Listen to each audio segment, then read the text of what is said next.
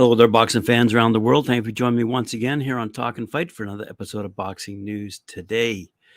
And today is a bouncy little show that's going to skip around a few weight divisions. In particular, we're going to talk about the WBO, who has ordered number 1 Arnold Barboza Jr. and number 2 Jose Ramirez to begin negotiations for a fight that potentially could have the 140-pound belt available.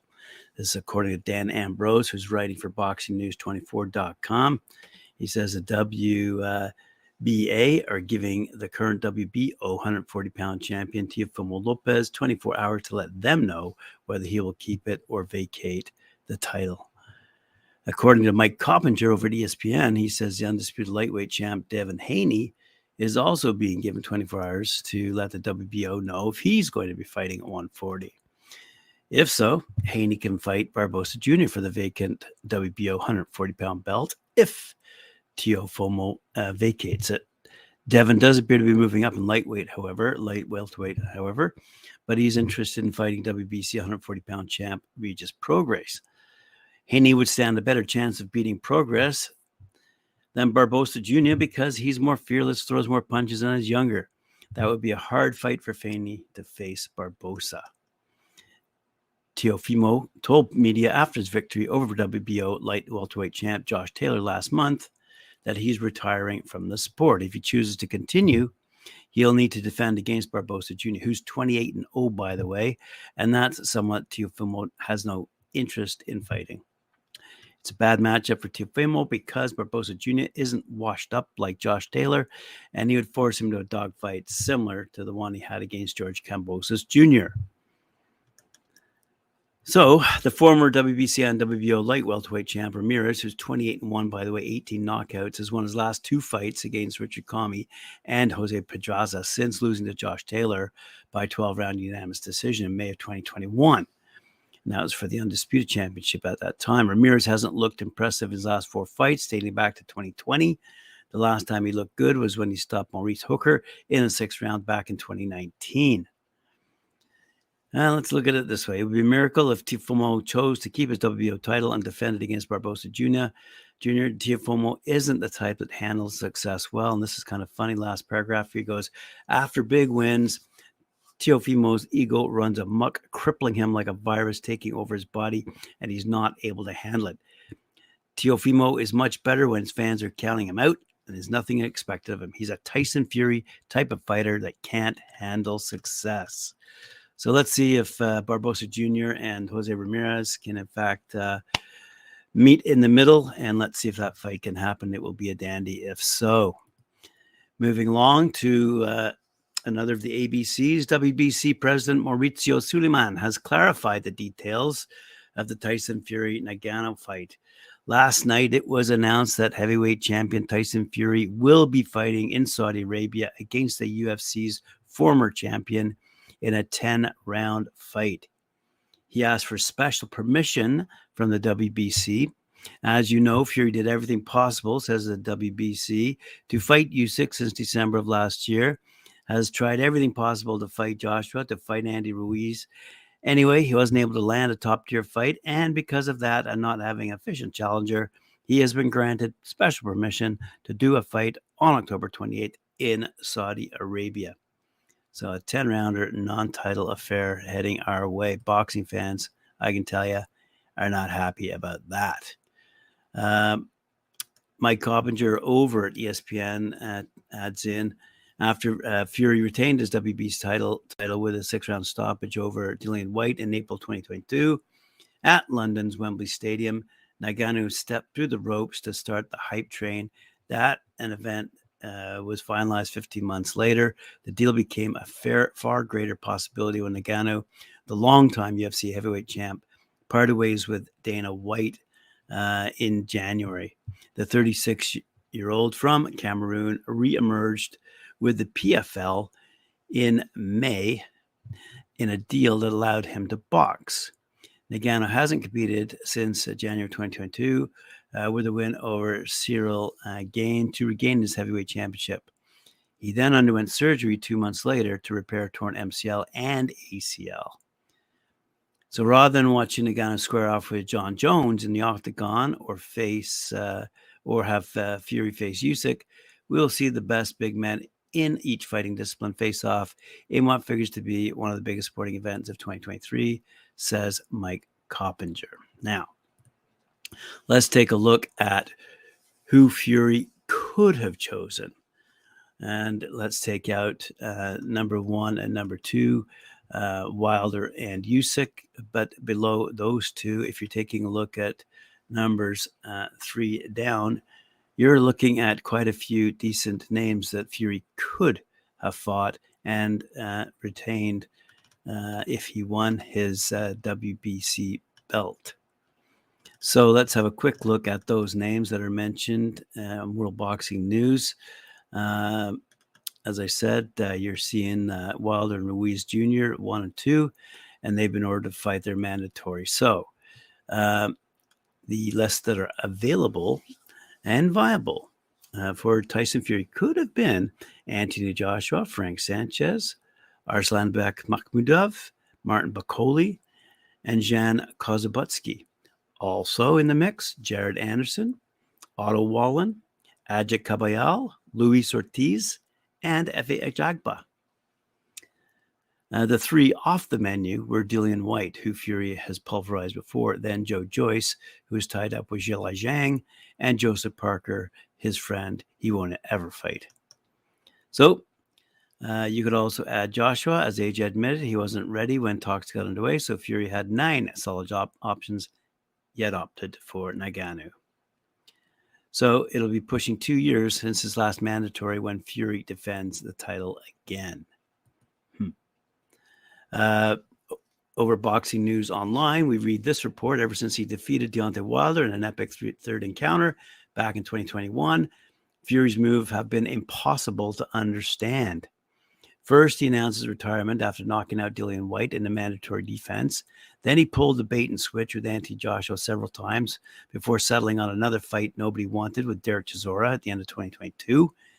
And the moves only have been more bizarre since then. Instead of an undisputed heavyweight championship showdown with fellow title holder Usyk, Fury has done everything but to give the fans what they want. He teased a boxing match with former UFC heavyweight champ Francis Ngannou, and when that didn't materialize, he started rattling off names of heavyweights nobody cared about. And all that is true, but to lay the blame squarely on Fury's feet is unfair and short-sighted, continues this writer.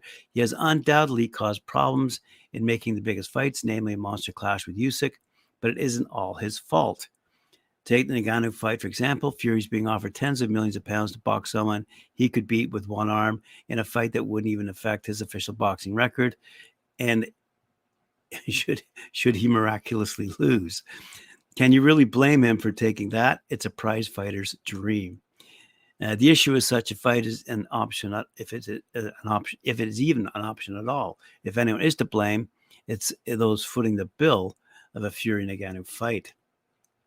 Then there's Joshua versus White. It actually is an intriguing rematch, particularly at this point in their careers. But as Hale points out, it's not the first choice for Joshua's next fight. If you ask all fans, that would be Wilder. It would be ridiculous so to blame Fury for that. He's nothing to do with it.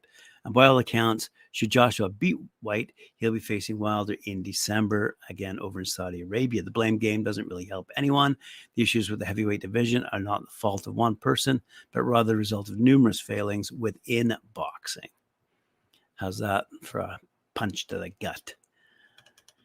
Now, speaking of punches to the gut, let's move over to the women's boxing side of things, where Natasha Jonas says Claressa Shields should put her money where her mouth is after the American issued a knockout warning directed towards Jonas.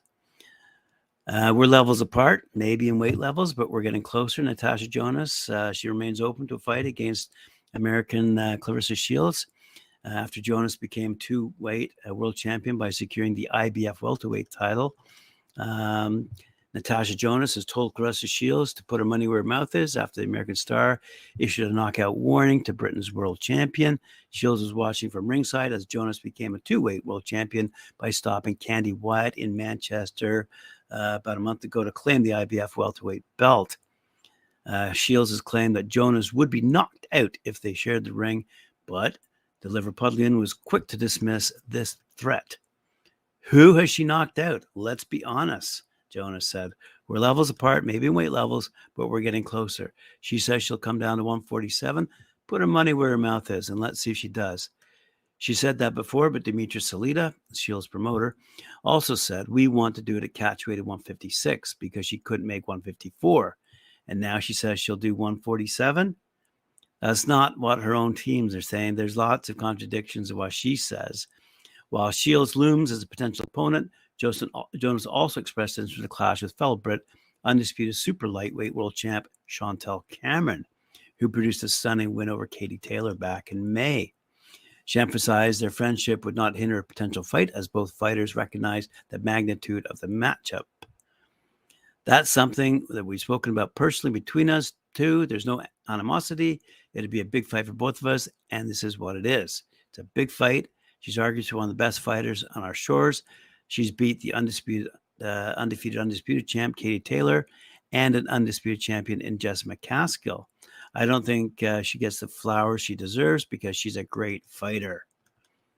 Jonas admits there was a bigger burden of expectation on her shoulders after she became a dominant champion at super welterweight, being unified with 2 world titles at 154.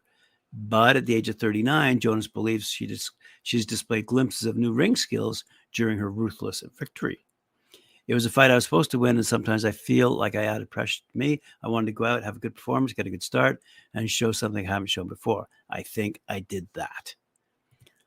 Let's move along to someone else who's having a bit of difficulty with his public persona, Jared Anderson, who's now set to battle Andrei Rudenko on August 26th. Somewhat of a curious matchup. Let's read what has been said in an article posted on boxing247.com. The unfinished product, heavyweight Jared Anderson, will be taking a big step backward with his career by facing veteran Andrei Rudenko next month on August 26th. Top Rank wanted to match Anderson next against Jan Kozabutsky next, but watching him get knocked silly repeatedly by Charles Martin recently has seemingly changed their plans. Rudenko, 35-6, by the way, 21 knockouts, is 39 years old, and his best years are in the rearview mirror. He's lost to Yui Fury, Zhai Zhang, Alexander Povetkin, Ajit Kabayal, and Vladislav Surenko. There's little risk for Anderson that he'll lose to this guy unless he can't take a punch without being wobbled. Jared has been hurt by journeyman Jerry Forrest and Charles Martin. This is another 40-ish fighter Jared Anderson will be facing, and the idea is that he'll improve through learning through these old vets. If it works, Jared will take over the heavyweight division when Tyson Fury retires. The problem with Top Rank feeding Jared so many tomato cans is he could end up like Edgar Berlanga and not improve at all. It would be smart for Top Rank not to continue to match Anderson. Can't be an old-faded fighter for too long because he might not be mentally and physically cut to be a world champion level fighter. It's better that the promotional company find out sooner rather than later if Jared has what it takes to be a world champion. Anderson talking about wanting to retire at age 27 isn't a good sign. He's going to be around long enough for Top Rank to get the most out of him, and they don't want to feed him cans until he's 26, and then he retires a year later. It's a quick turnaround for the 23-year-old Anderson. He's 15-0, 14 knockouts, who wants 3 fights this year. He's fought twice thus far, beating George Arias and Charles Martin. That later fight was tough for Anderson, with him getting hurt seemingly each time Martin nailed him cleanly. Anderson's chin looked fragile, and he appears to be timid when he was met with resistance. When Martin would go on the attack, Jared would retreat straight back with his chin in the air. When Martin followed, he would land. Luckily for Anderson, Martin mostly stood still, wanting to preserve his gas tank, and he would let escape. A younger heavyweight with a killer instinct like Arsanabek Makhmudov would have followed Anderson, trapped him, and bludgeoned him to pieces. Woo! Hardcore. Right on. Quick little update here. Alicia Baumgartner looks to avenge her lone pro loss to Christina Lenardu this weekend on the Zone. And I think taking place at Detroit's Masonic Temple. And that card also features the pro debut of Cuban amateur great Andy Cruz. Also on Showtime, Frank Martin headlines a fight with Nonito Donaire facing Alejandro Santiago for the vacant WBC bantamweight title on the card as well. So there you go. A couple of fights to look forward to this weekend. I'm sure we'll talk about them on the Friday night panel. And I thank you very much for joining me here on Talking Fight. Appreciate it. Remember, like, share, subscribe, hit that notification bell. And we'll see you later on at 4 p.m. when I join Mike Orr for his show, Knuckle Up.